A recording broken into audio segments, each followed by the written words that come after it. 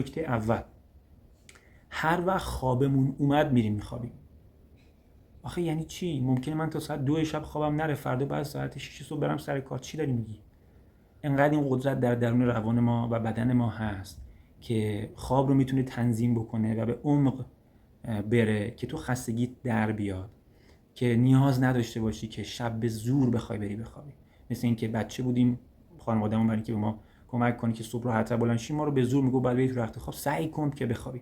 این اتفاق به ضرر ماست و به ضرر اون بچه. پس خواهش میکنم که اینا هیچ وقت زور زدنی این کارو انجام ندید.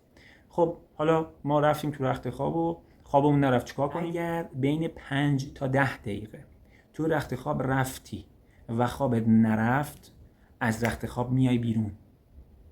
یعنی چی میام بیرون؟ بیام بیرون که خواب از سرم میپره؟ نه، اینجوری نیستش.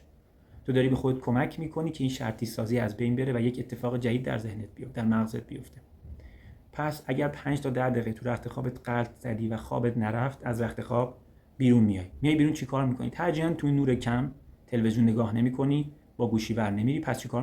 نکته مهمی که شاید هیچ کاری تو اون لحظه نباید بکنی، فقط بشینی و بعد منتظر باشی که خواب یواش یواش خودش جاری بشه و تو دوباره به رخت خواب بری.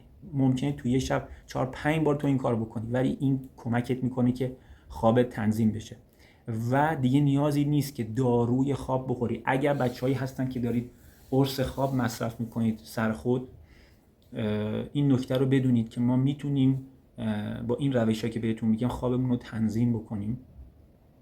و تحقیقات نشون داده که مصرف داروها برای خواب نهایتاً 3 تا 4 دقیقه سرعت به خواب رفتن ما رو بیشتر میکنه و مصرف طولانی قرص خواب بعد از 1-2 هفته به صورت مستمر یواش یواش اثرش رو از بین میبره.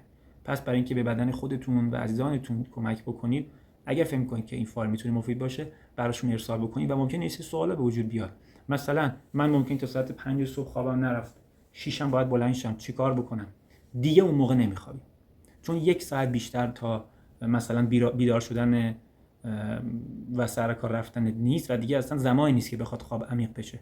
بلند میشی و آماده میشی. خب چیکار کنم؟ من الان تو محل کار حالم بد میشه فلانه. نکته بعدی که توی بحث اختلال خواب وجود داره اینه: این کمبود خواب من نیست که تو روز حساس تر، نگران تر و خواب آلودترم. این نگرانی ذهن من راجع به این که چون دیشب نخوابیدم باعث میشه تو طول روز حالم بد باشه. چون یه عمر به ما گفتن وقتی کم بخوابی حالت بده، نمیدونم عمرت کم میشه ولی اصلا اینجوری نیستش. خواب یک پدیده خود به خودیه و تحقیقات فوق العاده زیادی انجام شده که من تو کارگاه بیخوابی بهش اشاره کردم که این اتفاق میفته که بدن به خوبی میدونه که کی و چقدر باید بخوابه. و نکته خیلی مهم اینه که شاید بعضی موقع دیده باشید توی شرایطی نمیتونید بخوابید و یه خوابای 10 دقیقه رو به عمیق دارید دار بلند میشید، میبینید که سر حالید و این معجزه بدن ماست، قدرت روان و ذهن ماست. باید بهش اعتماد بکنید. سوالات زیاده راجع به اختلال خواب. اگر سوال وجود داره لطفاً توی کامنت ها بنویسید و عزیزانی که مسئله خواب دارن لطفاً براشون این فایل رو بفرستین، چون فکر می‌کنم که با همدیگه میتونیم کمک کنیم که حال جامعهمون بهتر باشه. مراقب خودتون باشین، سبز باشین.